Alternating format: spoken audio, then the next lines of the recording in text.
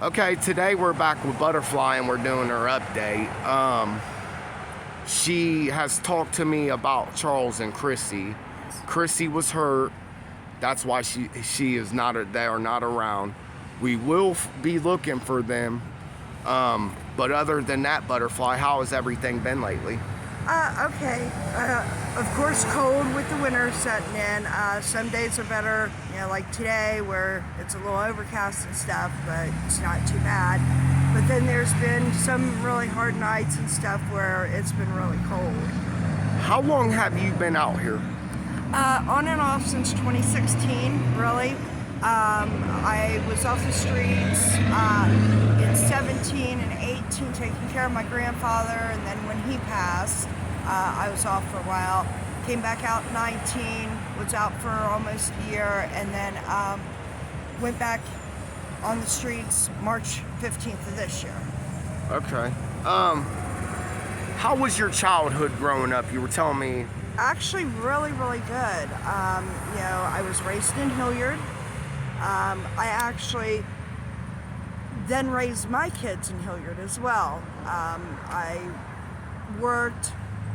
actually a certified medical assistant. I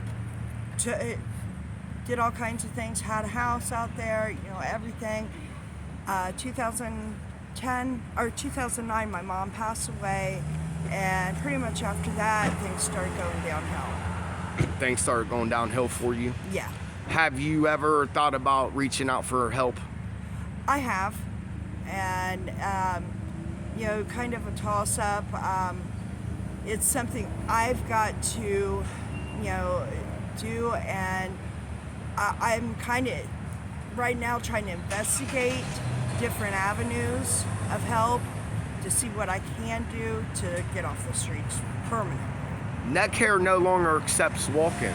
No. You know that, right? Yeah, I've heard that. That's gonna be real hard now, because that was a lot of people could just go in there and they would, put you in a room, feed you, and talk to you and get you to somewhere. Now losing that resource, that's a big resource out here. I never used it myself, but I know a lot that have, and it's gonna be a big thing.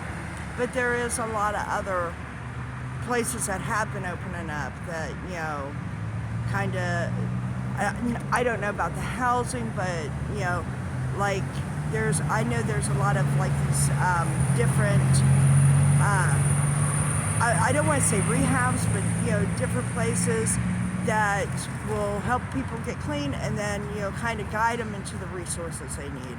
I know that for a fact, but, I'm trying to investigate more of the different areas of the resources to get into places, to get back on my feet.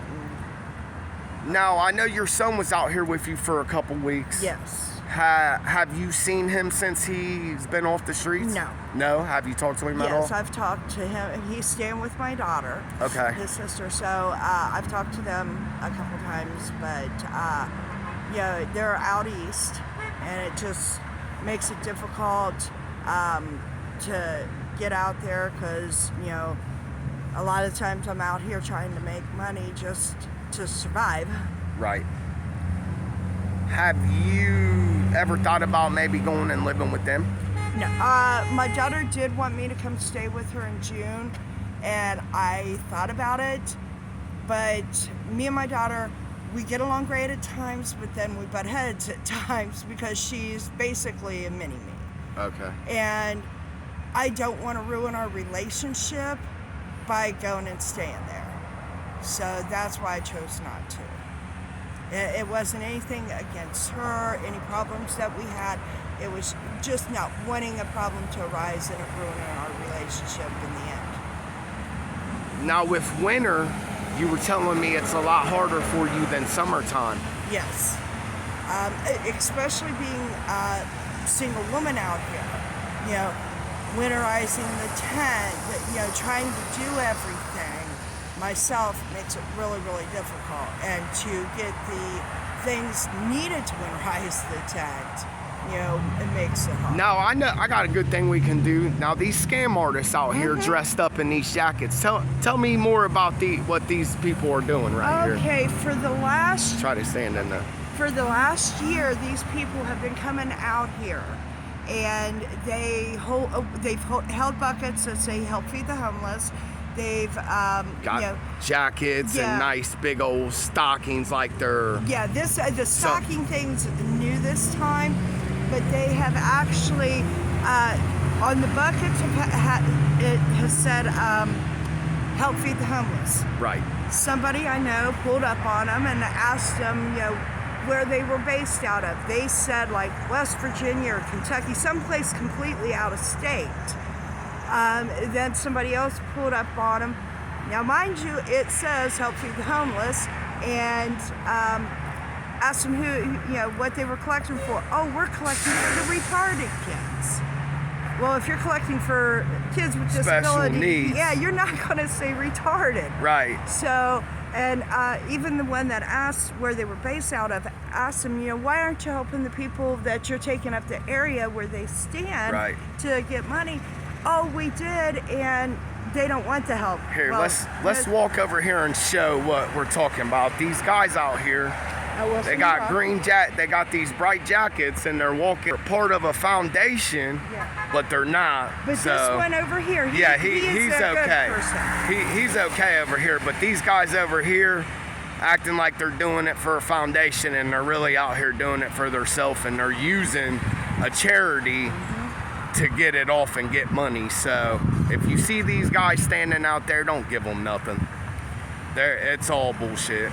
Man, that's so crazy how people have come up with all these different ideas to scam people Yeah, and to because use. they see people actually like us that are out here, Right. that are trying just to survive.